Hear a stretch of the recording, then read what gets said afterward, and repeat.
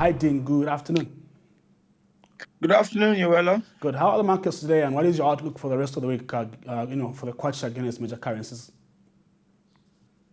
The Quattro's opened 18.245, currently trading a bit higher at 18.275.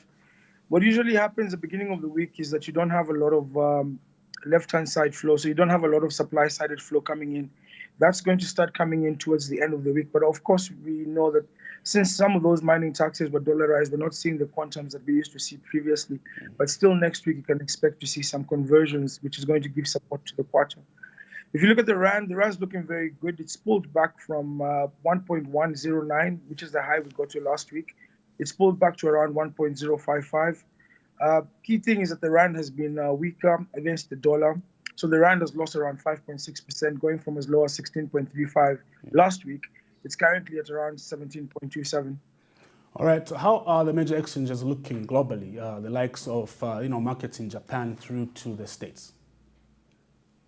Well, if we look at the U.S. yesterday, the Dow Jones, the Nasdaq, as well as the S&P 500, they were all up, and I think some of that momentum followed through into Asia. If you look at the Nikkei, I think the Nikkei was up 1.7%, Hang Seng was up 2%, the Chinese Shanghai Composite was up 0.11%, and mainly the narrative there was that there was some positivity feeding into the markets on the back of that meeting that you had yesterday between the House Speaker Nancy Pelosi, the Treasury Secretary, then you had the White House Chief of Staff, as well as the Senate Minority Leader Chuck Schumer. They were having a meeting with regards to that new stimulus that they're trying to push.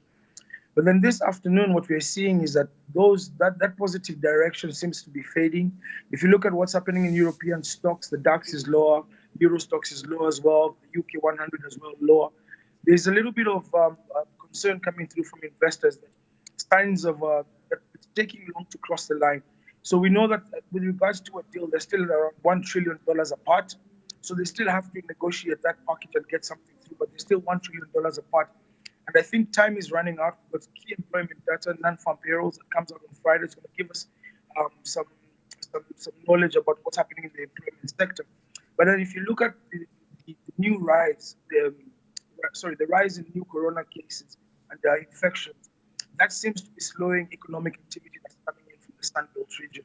And that's going to be a concern. I think that economy needs definitely a stimulus package. Right. Last week, we had the COVID bond 19 auction on Friday, Dean. What were results like, and is it what you expected? And what does that mean for government as they fight the pandemic? Well, we haven't received full detailed results for that COVID bond. And for me, that I think it suggests that maybe that it wasn't successful with regards to raising the full 2.6 that they needed. They have obviously raised around 5.3 in terms of cash, actually.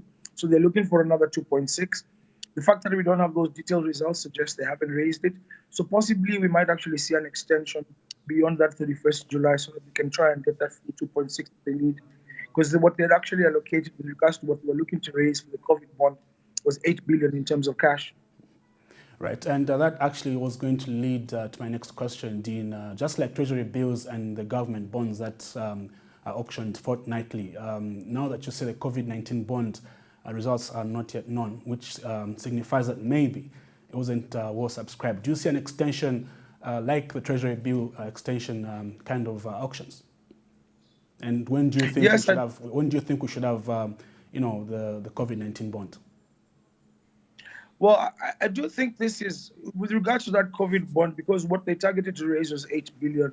I do think this is going to be that last one, but it's not going to close up until they raise that 2.6 billion. So previously they were very successful with how they managed to raise. Just seems like a little bit, now this one has been a little bit slower than they had expected. Yeah. But I do think probably over the next 2 weeks, they might actually manage with regards to raising that 8 billion. Of course, for the government, the key thing is trying to plug that hole that's coming through from the 26.9 billion funding gap because of the increase in expenditure as well as because of the decrease in revenues. Right. Do you think investors that take part in these auctions have an overload, saying that he had a Treasury bill on Thursday, then COVID bond auction on Friday, the week before he had the government bond? Is there maybe an overload on investors? I think potentially that's playing a part, because if you even look at that T-bill auction, the previous auctions before that the T-bill auction, like the 6 previous auctions prior to the one we had subscription levels of above 100%. It was actually averaging close to around 170%. And then in that T-bill auction on Thursday, we only had an 80% subscription, which could actually suggest that going forward, you'll see a slowing down in momentum with regards to those yields falling.